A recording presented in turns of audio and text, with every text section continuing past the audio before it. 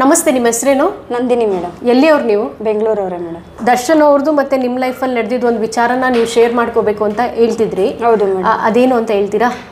ನನಗೆ ಅತ್ಯಾಚಾರ ನಡೆದಿತ್ತು. ನಾನು ಕೆಲ್ಸಕ್ಕೆ ಹೋಗೋ ಜಾಗದಲ್ಲಿ ಇಬ್ಬರು ನಂಗೆ ಅತ್ಯಾಚಾರ ಮಾಡಿದರು.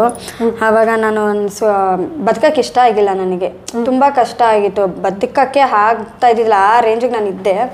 ಆವಾಗ ನನ್ನ ರಕ್ಷಣೆ ಮಾಡಿದ್ದು ಎಲ್ಲ ಮಾಡಿದ್ದು ಡಿ ಬಾಸೆ. ಯಾಕಂದರೆ ನಾನು ಸೂಸೈಡ್ ಮಾಡ್ಕೊಳ್ಳೋಕ್ಕೆ ಮೈಸೂರು ಹೈವೇ ರೋಡು ಸೂಸೈಡ್ ಮಾಡ್ಕೊಳ್ಳೋಕೆ ನಾನು ಇಬ್ಬರು ಮಕ್ಕಳನ್ನ ಕರ್ಕೊಂಡು ನಾನು ಅಲ್ಲೇ ಹೋಗಿದ್ದು. ಯಾಕಂದರೆ ಮೈಸೂರು ಬಿಟ್ಟರೆ ನಂಗೆ ಬೇರೆ ಜಾಗ ಗೊತ್ತಿಲ್ಲ. ನನಗೆ ಗೊತ್ತಿರೋ ಜಾಗದೊಂದು ಅಲ್ಲೇ ಸಾಯ್ಬೇಕು ಅಂತಲೇ ನಾನು ಹೋಗಿದ್ದು. ಆವಾಗ ನನ್ನ ರಕ್ಷಣೆ ಮಾಡಿದ್ದು ದರ್ಶನ್ ಅವರೇ. ನಾನು ಸಾಯಕ್ಕೆ ಹೋಗೋ ರೋಡಿಂದ ಎದುರುಗಡೆ ರೋಡಲ್ಲಿ ಅವ್ರು ಬರ್ತಿದ್ದಾರೆ, ಮುಂದ್ಗಡೆ ರೋಡಲ್ಲಿ ನಾನು ಹೋಗ್ತಾ ಇದ್ದೀನಿ. ಅವಾಗ ಬಂದು ನನ್ನ ರಕ್ಷಣೆ ಮಾಡಿದ್ದೆ ಅವರೇ. ಅವ್ರಿಗೆ ಹೆಂಗೆ ಗೊತ್ತಾಯ್ತು ನೀವು ಸಾಯಕ್ಕೆ ಹೋಗ್ತಾ ಇದ್ದೀರಾ ಅಂತ? ಯಾಕಂದ್ರೆ ನಾನು ಅಳ್ತಾ ಹೋಗ್ತಿದ್ದೆ, ಸೂಸೈಡ್ ಮಾಡ್ಕೋತೀಯಲ್ಲ ಆ ಜಾಗಕ್ಕೆ ಹೋಗ್ತಾ ಇದ್ದೆ ನಾನು. ಅವ್ರೇನಕ್ಕೆ ಆ ಜಾಗಕ್ಕೆ ಬಂದಿದ್ರು ಗೊತ್ತಿಲ್ಲ ಮೇಡಮ್, ಅದು ಯಾಕೆ ಬಂದ್ರೋ ಏನೋ ಗೊತ್ತಿಲ್ಲ. ಬಟ್ ಬರ್ತಾ ಇದ್ರು ಅವರು. ನಾನು ಎದುರುಗಡೆನೆ ಬರ್ತಿದ್ದು, ನಾನು ಆಪೋಸಿಟ್ ಅಲ್ಲೇ ಬರ್ತಾ ಇದ್ರು. ನಾನು ಮುಂದೆ ಹೋಗ್ತಿದ್ರು, ಅವರು ಎದುರುಗಡೆ ಬರ್ತಿದ್ರು. ಆಮೇಲೆ ಏನು ಮಾತಾಡಿದ್ರು? ಏನಾಯ್ತು? ದರ್ಶನ್ ಸರ್ ಕಡೆಯವ್ರೊಬ್ರು ಬಂದ್ರು. ಬಂದ್ಬಿಟ್ಟು ಏನಕ್ಕೆ ಅಳ್ತಾ ಇದೆಯಾ, ಯಾಕಮ್ಮ ಅಳ್ಕೊಂಡು ಮಕ್ಳನ್ನ ಎಳ್ಕೊಂಡು ಹೋಗ್ತಾ ಇದೆಯಾ ಅಂತ ಕೇಳಿದ್ರು ನನ್ನ. ಆವಾಗ ನಾನು ಈ ಥರ ಎಲ್ಲ ಹೇಳ್ದೆ, ಸರ್ ಈ ಥರ ಎಲ್ಲ ಅನ್ಯಾಯ ಆಗಿದೆ, ಹಿಂಗೆಲ್ಲ ಮಾಡಿದ್ದಾರೆ, ಬದುಕಕ್ಕೆ ಇಷ್ಟ ಇಲ್ಲ, ಅದಕ್ಕೋಸ್ಕರ ನಾನು ಸಾಯಕ್ಕೆ ಹೋಗ್ತಾ ಇದ್ದೀನಿ ಅಂತ ಹೇಳಿದಾಗ ನಿಜವಾಗ್ಲೂ ಅಲ್ಲಿ ದರ್ಶನ್ ಸರ್ ಇದ್ದಾರೆ ಅಂತ ನಾನು ಊಹೆನೂ ಮಾಡಿದ್ದಿಲ್ಲ. ಅವ್ರ ಕಡೆಯವರೇ ಬಂದು ನನ್ನ ಕೇಳಿದ್ದು. ಆಮೇಲೆ ದರ್ಶನ್ ಸರ್ ಹೇಳಿದ್ದು, ಬಂದು ಕೇಳಿದ್ದು, ಇಷ್ಟ ಅನ್ಯಾಯ ನಡೆದಿದೆ, ನೀನು ಕಂಪ್ಲೇಂಟ್ ಕೊಟ್ಟಿಲ್ವಾ ಅಮ್ಮ ಅಂತ. ಕಂಪ್ಲೇಂಟ್ ಕೊಟ್ಟಿಲ್ಲ, ನಾನು ತಪ್ಪೇ, ನನ್ನ ಮಕ್ಕಳು ತಪ್ಪೇ ಮಾಡಿಲ್ಲ ಅಂದ್ಬಿಟ್ಟು ಕೇಸ್ನೇ ಕ್ಲೋಸ್ ಮಾಡ್ಬಿಟ್ಟಿರೋರು. ಆ ಥರ ನನ್ನ ಇನ್ನೋರು ರೋಡಿಗೆ ಎಳೀತಾರೆ ಅಂದ್ಬಿಟ್ಟೆ ನಾನು ಕಂಪ್ಲೇಂಟು ಕೊಡೋಕೆ ಹೋಗಿಲ್ಲ, ಕಂಪ್ಲೇಂಟ್ ಮಾಡೋಕ್ಕೂ ಹೋಗಿಲ್ಲ. ಬಟ್ ನನಗೆ ಸಿಕ್ಕಿದ್ದು ಒಂದೇ ದಾರಿ, ಸೂಸೈಡ್ ಮಾಡ್ಕೊಬೇಕು ಅಂತ.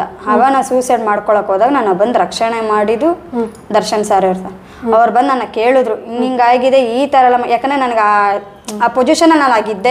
ಎಷ್ಟು ನರ್ಕ ಕೊಟ್ಟಿದ್ದಾರೆ, ಎಲ್ಲೆಲ್ಲಿ ನನಗೆ ಹೇಟ್ ಆಗಿತ್ತು, ಪ್ರತಿ ಕತ್ತತ್ರ ಕೈಯಲ್ಲಿ ಎಲ್ಲ ಏಟ್ ಆಗಿದೆ ಎಲ್ಲ ಅವ್ರು ನೋಡಿ.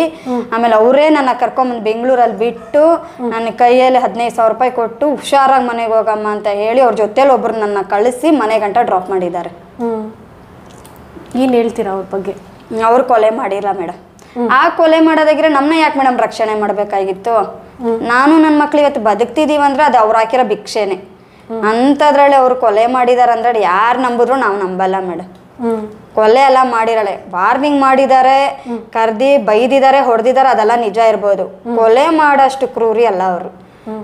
ನನ್ನ ಎಕ್ಸಾಂಪಲ್ ನನಗೆ ನಡೆದಿರೋ ಇದ್ರಲ್ಲೇ ಹೇಳ್ತಿದ್ದೀನಿ. ಆಗಿದ್ದಿದ್ರೆ ನನ್ನೂ ಕಾಪಾಡಬೇಕಾಗಿಲ್ಲ, ನನ್ನ ಮಕ್ಳನ್ನೂ ಕಾಪಾಡಬೇಕಾಗಿಂಥದ್ದು ಅವ್ರಿಗೆ ಇದ್ದಿದ್ದಿಲ್ಲ.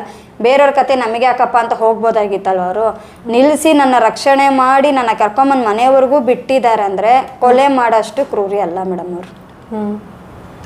ಓಕೆ, ಇನ್ನೇನಾದರೂ ಹೇಳೋದಿದೆಯಾ ಮೇಡಮ್?